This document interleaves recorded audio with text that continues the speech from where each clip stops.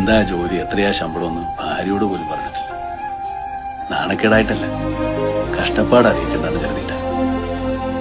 ഇപ്പൊ ഒരു 10,000 രൂപ നാട്ടിലേക്ക് അയക്കുമ്പോ വീട്ടുകാരെന്താ വിചാരിക്കണേ? 20,000 കിട്ടി, അതിൽ 10 മിച്ചം വെച്ചു 10 അയച്ചുകൊടുന്ന. സത്യത്തില് 7,000 കിട്ടിയിട്ട് 3,000 കടം വാങ്ങിയിട്ട് അയക്കുന്ന.